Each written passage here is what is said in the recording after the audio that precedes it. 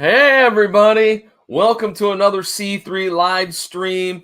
I'm your host, John Orlando, and I am joined today by another fabulous independent comic creator who's going to talk all about his work that he has going on, as well as the C stands for Anthology. So let me bring him on here. And joining me, Chandu Tennety. How are you, Chandu? I'm doing really well. Thank you. How are you, John? I'm doing well. I'm doing well. In fact, a side story that, we just met in June for the very first time at the CXC event that was held down at Seventh Sun Seventh Son. Brewing. Yeah. Yeah, and definitely that's a heck of a event to attend. Oh, You've been yeah. there before, correct? At CXC?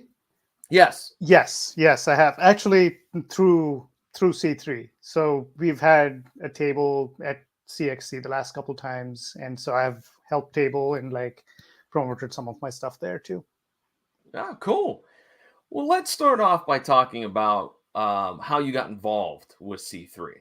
Yeah, it's a funny story. So I've been trying to get into the local, indie comic scene, and had like a working relationship with like the editors of the Columbus Scribbler, which Hmm. is like the local comic magazine. And so like I've published some of my one shots in there. They're super gracious, and so at some point I was talking to them about like how I could find other artists, and Jack Wallace, who's one of the editors, talked about C3 and mentioned that. There was a group starting locally around cartoonists, and that I should check it out. And this was like, I want to say at least 2.5 years ago. Yeah, and so um, I I went to CXC, funnily enough, that year, and met Sydney there and learned about all the like just the programming that they do and the anthology that they had for sale, the very first one. And yeah, just got into talking and then joined Discord later that night. So it was pretty much a no-brainer for you to join C3. Oh yeah, absolutely. That was yeah, I couldn't wait. It's been fantastic so far. Excellent. Well, let's talk a little bit about C stands for, which is the current anthology. Sure. And we have it, some crowdfunder information we'll get to throughout this live stream. But can you talk a little bit about your contribution or contributions to the anthology? Yeah, for sure. So yeah, this time it was a really open-ended prompt. So C stands for. Last few anthologies we've kind of done a little more structured kind of prompts, but this time it was wide open. So I was wondering what I would do, but then it turns out that like about a year and a half ago, we added a member to our family, which was a pet. It's a pet bird, and it's a cockatiel. And so I decided to make my strip be about the cockatiel. So C is for cockatiel is my piece. So it's around 4 pages long, and it just tells the story of how the circumstances in which we got the bird, and like how it how it has gone on so far. Now, excuse my ignorance, but are those type of birds, do they talk? They do. They're not. Okay. Yes, yeah. So the cockatiel, yeah, he's a kind of a parakeet. So they're not. They're mimics. I mean, they'll mimic like songs and tunes and stuff. They're not like very articulate with their speech. They'll mimic it, sort of, but in close enough approximation to human speech. But like they're not as clear talking as some of the other like parrots or like the ringnecks or African grays that you see. Like, yeah, they're not that adept, but they'll still do a variety of things. So And here we're taking a look at some preview art for your section here on the your preview, if you will, in the C yeah, stands for. That's some great work there. thank That's you. fantastic. Um, I'm glad too that your cockatiel doesn't curse at people, does it? No, not Oh, yet okay. anyway. I mean, Those are yeah, for those parrots, right? right, usually. Yeah. Okay. Yeah, yeah. So yeah, those guys are, yeah, those other parrots will like pick up on language much faster. So Okay. Okay. Well, let's talk a little bit about you as an artist, as a creator, and we'll come back to talk a little bit more about the anthology because I know we have some stats to run down and whatnot. Yeah. But when did you know that you wanted to be an artist? Oh, that's a good question. I can't remember when I did not. Like, it was basically, yeah, as long as I could remember, like I've been drawing, and like it's like I grew up in India, and like, we had, at least the house that I grew up in, we had like a concrete floor, like, it was just like housing. And so I would just draw on the floor with chalk, and Mm. that's how I like express myself, and then like I would wipe it clean and then start over. So yeah, and then like just growing up, like reading some of the local comic strips in the newspaper, and like, yeah, so that was a huge inspiration. So like I would, like, a lot of my drawings involve those characters. Yeah. So again, learning something here today. When you talk about India, was there a huge comic book industry? I mean, you mentioned there were strips in the newspaper, but were there, as we are kind of used to in America, there's comic books and graphic novels and whatnot. What was the industry like? Do you remember, or were you too young to really kind of comprehend, the Yeah, complexities of the industry? I think that the latter is the case. I mean, I Yeah. knew, so I was definitely exposed to it. I definitely knew they were a thing. And like cartooning was definitely, in the public, like, understanding, because, there were lots of celebrated like cartoonists from India that, like, would, depict current times, and like, so cartooning was definitely a thing.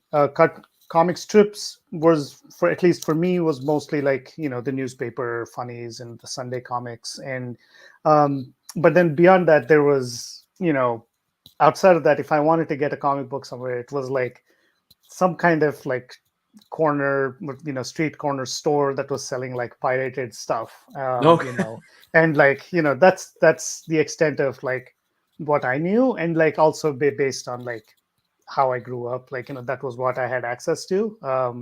But, growing up, or like coming over here and being more educated about like the comic industry, like, I've noticed like folks like Jeremy Stoll, like um, who've done a lot of research around the comic industry in, Asia, and like opened my mind to like Mhm. all of what was there. Like, yeah, definitely I didn't have that much exposure while I was growing up.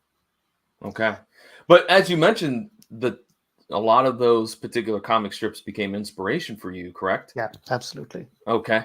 Yeah. And no doubt that some of those inspirations are in your work, such as you have a first published self-published comic that has come out recently.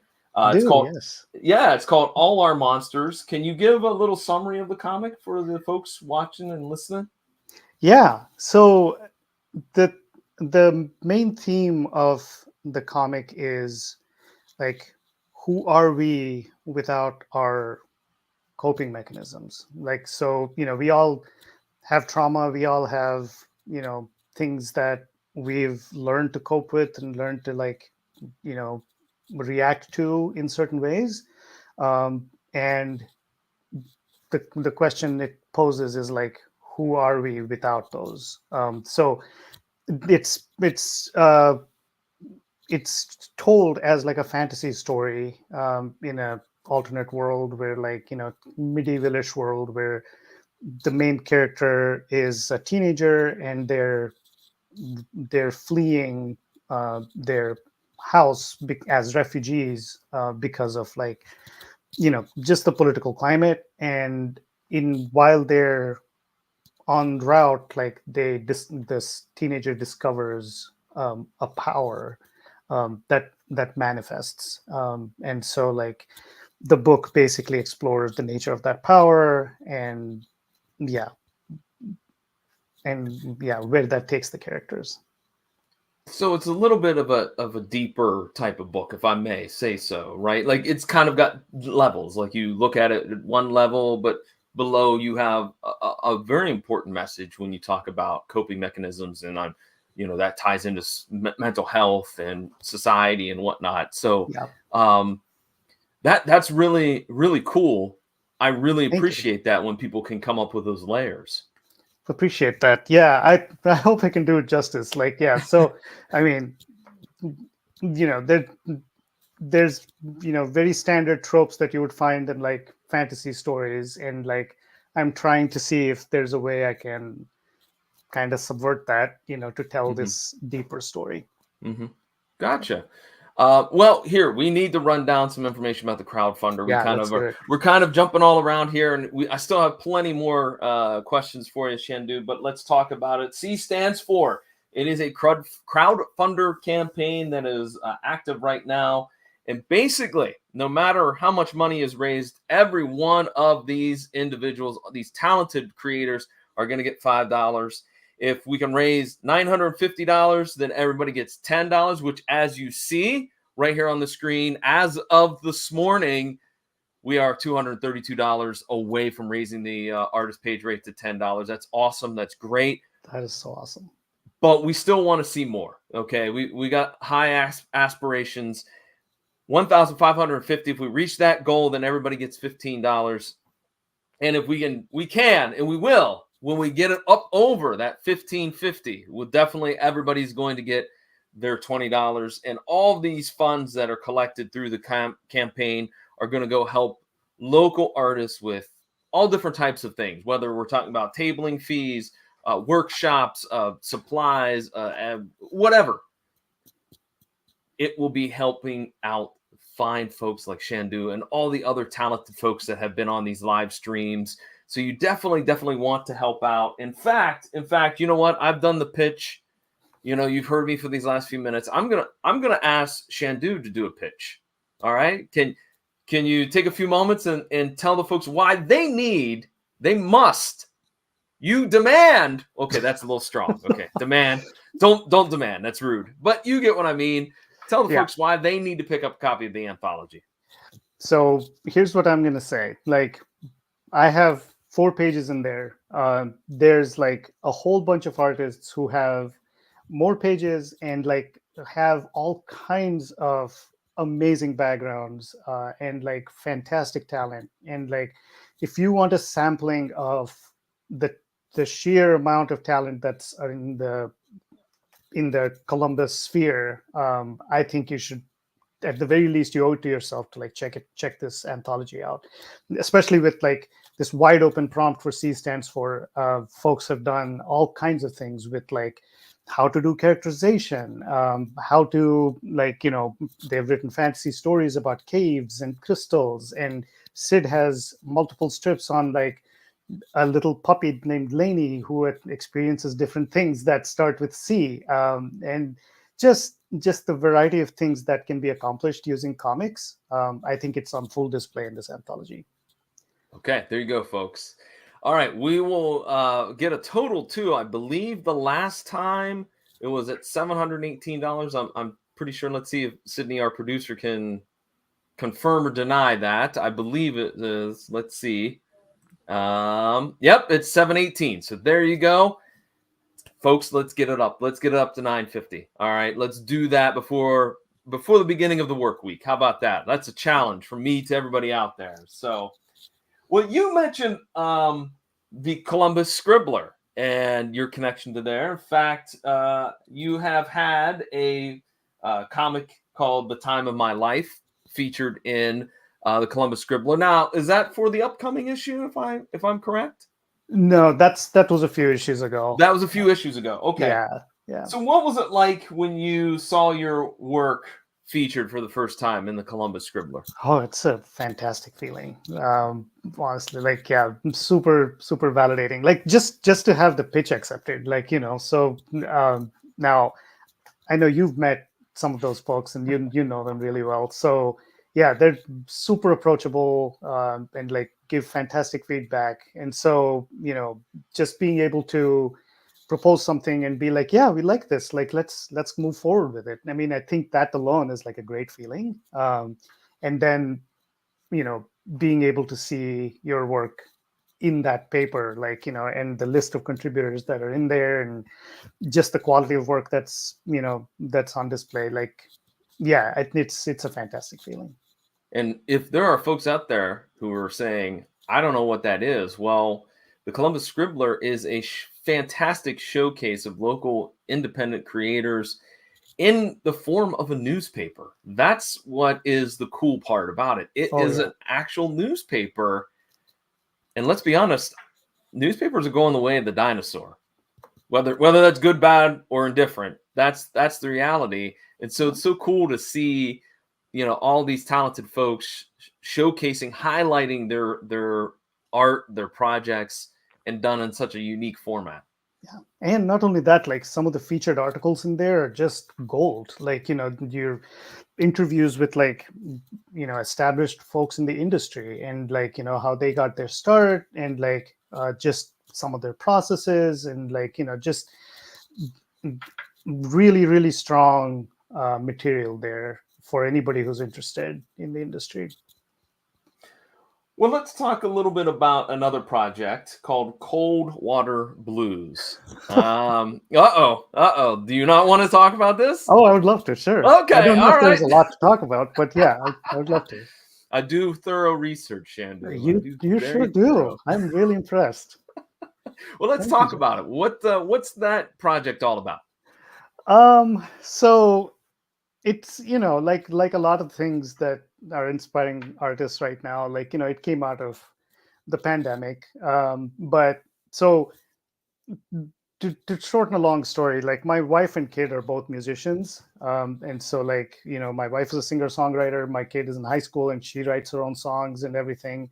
And so we have like a lot of like friends and family who are also, into music. I have only just have a very passing connection with music myself personally. But there's a first for everything. And so I was like, we're in the middle of the pandemic, and I'm like, I'm gonna write a song. And so that's how it started. But then I had always, this was a thing that had been simmering inside, when like, when I was doing the dishes, or whatever, like I would just get water everywhere. And I'm like, somebody should write a song called Cold Water Blues, where like, it's like how your toes just get wet all the time. And I was like, well, I guess I'm gonna do it. So that's basically what this was. I just sat down one day and like belted out the just the words to this song. I have no idea what the tune is. I have no idea, like, I'm like, at least, but I can, put a structure together. So yeah, it talks about like, this person standing and watching the news and doing dishes and gets his feet cold. And then like the next day he goes to mow the lawn, and then his feet are all wet from the dew. And so like, just talks about how it's just inevitable that like you're gonna get your feet wet. And I can tell you, there's nothing worse than wet sock. You have socks Right? on, you're out mowing the yard or whatever you're doing, you're caught in a rainstorm, wet sock, that sucks. Yep. I hate that feeling. So Absolutely. I See, I'm can glad you empathize. appreciate it. So yeah, I turned that into a mini comic. It's yeah. So it's available, I believe, on my shop. But like, if not, yeah, you'll see it at one of the C3 events. Okay. I forgot to ask you about All Our Monsters in regards to how the feedback has been. It's been really positive, actually. I mean, I was pleasantly surprised. I didn't know what to expect. I was like, this is my first work. Like, I'll put it out there and see what the response is like. So, I debuted it at Space, which is a small press alternative comic expo. Happens in April. We should check that out too if you're interested in. Right there, Yeah, yeah. right there. Yep. So yeah, if you're interested in the local indie scene, like another great, it's free, so you can totally check out local talent there. So C3 had a table. I debuted the comic there, and yeah, it was actually really nice. Like a lot of folks were interested in the themes, and they liked the art, which was super validating. So yeah, I was able to sell a few copies at Space, which which is more than what I was expecting. So Okay, that's excellent. That's good. It's always validating when you get that feedback from the folks that picked it up and said, "Oh, it's great. I read it 3 times, et cetera, et cetera." yeah, yeah, absolutely. Um, yeah. Well, you mentioned some of your inspiration was your chalk drawings in India, but do you have any other like comic creators or superheroes or even novels or whatever that inspire you when you sit down to create? Yeah. So I think some of the creators that did the comic strips that I grew up reading were so the two popular ones were called Mandrake the Magician and the Phantom, which I don't know if a lot of folks are familiar, in the U.S. with those. But yeah, the creator of those is called his name is Lee Falk, and one of the more popular artists was named Cy Berry, and these folks were my inspiration. Like so a lot of my drawing style actually follows that a little bit. But then outside of that, like once moving to the States and like getting a wider exposure, like I don't even know, like I constantly feel like I'm behind the curve on knowing who's who. Like the obviously like the Jim Lee and like Mike Mignola. He's a huge inspiration, creator of Hellboy, and yeah, but I couldn't name a whole bunch of folks that whose art I know I like, but like it's just I couldn't come up with a lot of names beyond that. Real quickly, you were saying that you were behind the curve on creative teams and things that go on in the mainstream comic book industry. And I agree. In fact, I'm notoriously bad for I bought books and then go, oh, I'm going to read this. Oh, I bought this a couple of years ago. No, I didn't. I bought it like 7 years ago, not just a couple, Right, so right, exactly. that read pile is very high. Yeah, yeah. But I will say, like, recently I discovered Libby, which is the library app, Mhm. and like I put it on my iPad, and I've been reading a whole bunch of comics using that, and that's been a game changer for like just getting exposure into like a whole variety of comics. Yeah, and I just got to make a better effort to carve out, even if it's 20 minutes, carve out 20 minutes to do some reading. I'm pretty lazy. I mean, nowadays I'm going to sound like an old man, but you have so much media Dude, surrounding oh you, yeah, yeah, and it's hard. It's hard to say I'm going to sit down and read this omnibus of, Aquaman or whatever, you right, know. yeah. I So, I totally agree. And like, yeah, just the amount of content, it's like it gets overwhelming. And like, you want to be careful, you're protective of your time. And I understand that. mhm, Like, mhm. it's like, do I want to invest in like an arc that goes on for like 10 years? Like, Yeah. maybe not. you know.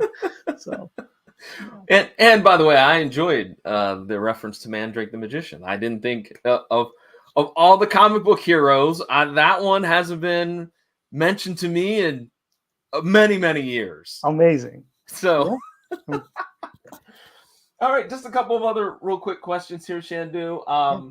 Let's talk about future projects. Do you have any future projects on the docket that you would like to talk about briefly? So currently at focusing fully on all our monsters.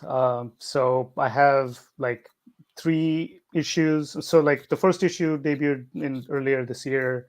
I have 3 issues like scripted.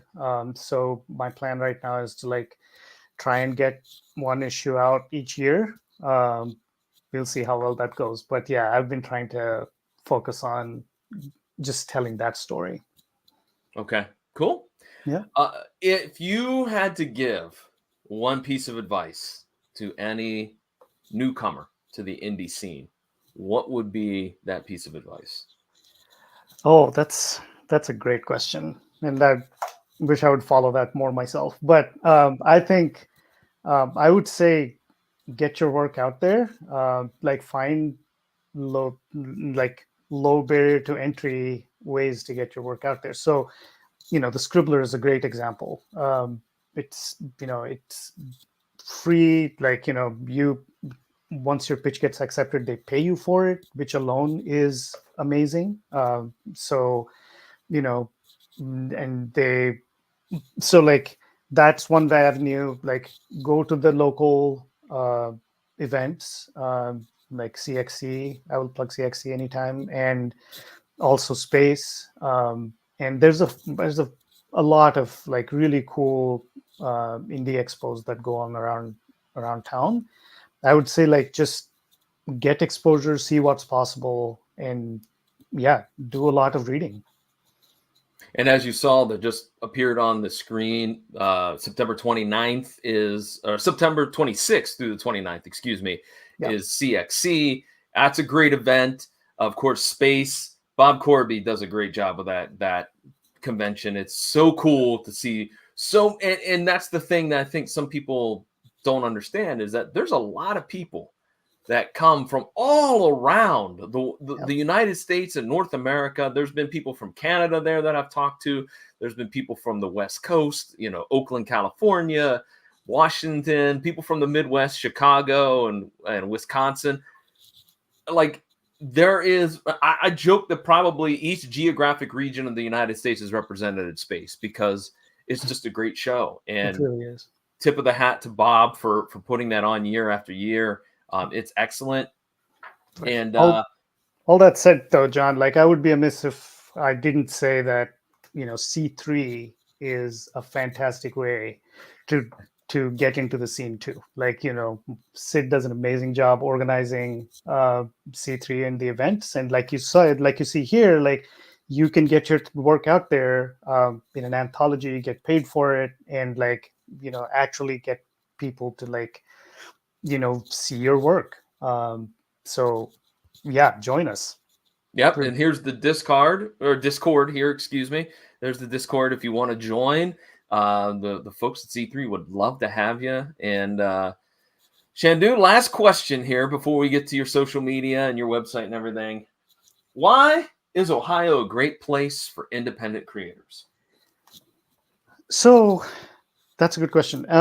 So I would think, or I would say that there's just a lot in the culture that is easily available. Like a lot of folks may not know, but the Billy Island Cartoon Museum, that's on the OSU campus, is like the world's largest library of comic art. And so like, and it's you can get um, like yeah, you can schedule time, come browse the archives, like see original strips from like artists all across the entire history of comics. That's one. There's a lot of so CCADs here. Both CCAD and OSU have programs around comics. So it's in the zeitgeist, I would say. Like so, and even and around that, like there's a lot of community even outside of like the colleges that's interested in doing cartooning, that are doing research and doing just groundbreaking work. So yeah, I would say there's a lot happening. Okay. All right, let's plug social media, website, your e-store you mentioned and whatnot. Go ahead and Yeah, hit us up with all that information. sounds great. Thank you. So on most social, I'm Tennety.art. So just like my last name .art. That's my website as well. And then my online shop is at Ko-Fi. So it's ko-fi .com/Tennety.art. You couldn't get the dot in there, but yeah, it's yeah. And so I have my comic up there. I have other like I have a bunch of stickers and yeah, just a whole bunch of other things that I've been working on. I'm also open to commissions if that's something that you're interested in. Cool. Well, let's run it down one more time. Crowdfunder campaign as of this live stream, $718. We are $232 away from getting that page rate to $10. Like we said, $9.50 raise, everybody gets $10. If you are watching this, all right, you can get a discount, 10% if you put in the code interview-10, as Chandu points it out. Thank you. Look, you get a steal. You get a great deal with that discount code. Again, $15.50. We raise that much, everybody gets $15, and then over $15.50, everyone gets $20. Ask about the sticker. I'm not gonna lie, our producer sprung that one on me. I don't know anything about the sticker, but we'll asked about the sticker. Okay, yeah. So yeah. So Chandu, do you know about the sticker? I don't know about the sticker. Oh, you do? Okay. Give me a second. I'll reach out for them. This is what happens when you go live, ladies and gentlemen. Let's. Okay, Chandu's got me. Here we go. He's got my back. Sorry about that. No. So yeah, one of the things that I've always liked to do is watch birds. And so this is a sticker that I just made a little while ago. So if you're a bird nerd, that's an eastern towhee, and it's a kind of a sparrow, and it makes a sound that's usually like approximated as "drink your tea," right? Mm-hmm. But it's 3 syllables. The last syllable is long, so you could squint and hear it as "what the." So that's that one, and then I made a follow-up with another bird called an indigo bunting. And that is right here, and it says fire, fire. So now this one says dumpster fire. But then, yeah, and then my latest one, I'm proud of this one, but it's holographic. And I was having a conversation about as you do, about gender with my wife, and so we came up with this one. So called Gender Contortionist.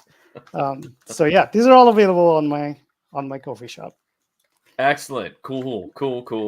Thanks for indulging me there, John. No, I you know what? I that one slipped past me. I'm not gonna lie. I'll admit my own faults and when I mess up. But definitely, folks, check out the crowdfunder. If you can donate, please do. Again, all the money goes to local artists like Chandu and all the other fine folks who have been on these live streams. And Chandu, thanks, man, for sitting and chatting with me. Thank you so much. Quite welcome. Really appreciate the time. You got it. And with that, ladies and gentlemen, we're going to head on out of here, and I will chat at each and every one of you later.